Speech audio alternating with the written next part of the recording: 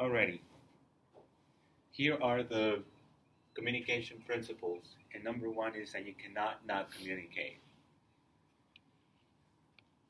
It's not possible to not communicate because you're always saying something through verbal and nonverbal messages.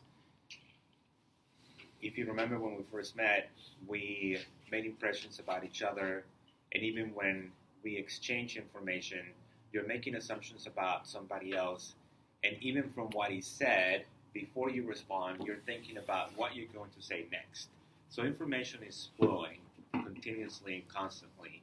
You cannot say, today I'm going to dress in all white or in all black, and I'm not going to smile, and I'm not going to look at people, and I'm not going to... That says something.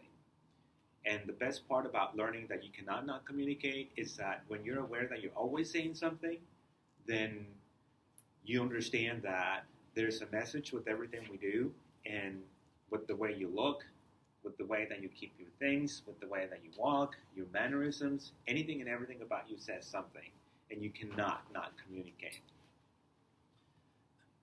Number two is communication is irreversible. You have to think about how when we talk to people, anytime you say something to anybody, you have to be careful with what you say, because are you generally able to take things back if you offend somebody? We do what people say, we do manage control, right? You try to manage the situation, maybe you apologize, maybe you say that you take it back, but once something is out, it's very difficult to take it back. Or if you do something, because our behavior represents something that you've done, right? You're sending a message with it, and you can try to apologize and you can try to manage the situation, but are you able to take it back? Once it's out, it's difficult to take it back in, right? It's kind of like when you get something from the store that you buy, when it's neatly packaged, and then you take it out and you want to return it. Can you ever fold it back and put it exactly the way that you got it? In principle, that's the idea that you can't. It's difficult to take things back, and you see this most often with politicians when they say something, and then they have to apologize because that's not what they meant, and that's not what was intended to say. So it's difficult, right? Remember that communication is irreversible. Once something is out, then you sort of have to live with it. You can try to manage the situation and minimize the crisis, but it's never really ever the same, right? What about communication is ambiguous? Remember that we already learned that most often people are judged by their behavior and not their intentions. You can be meaning to do something good, but for people who are looking at how you're behaving, to them it looks like something else entirely. There are many examples that show how this works. If you,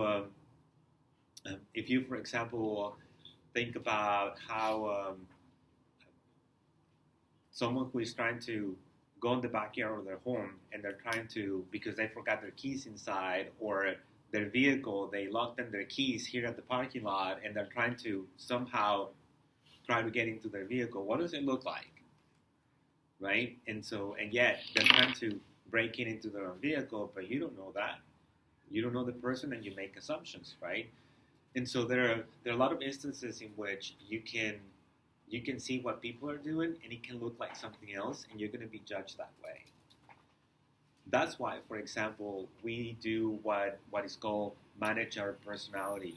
When you go to an interview, for example, you dress up, right? And you groom yourself to the best of your ability because you want to be read as being capable or skilled, or you want to play the part, right? Because you want to be judged in the proper way as you are intending it to be.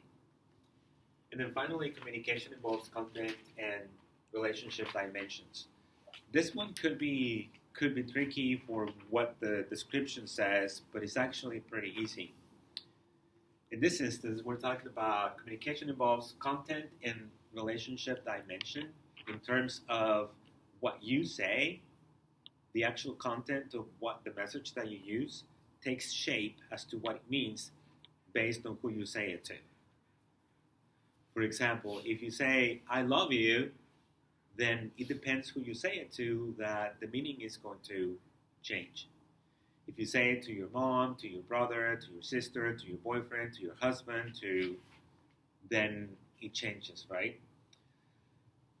The relationship that we have with people affects a lot of what we say, and the meaning changes in the message. Remember that we were talking about, for example, how there are two different models of communication, and there are more, but we're sticking to two for now. The linear model of communication is simply when we used to believe that we used to send out information, and then, so I said something to you and nothing happened.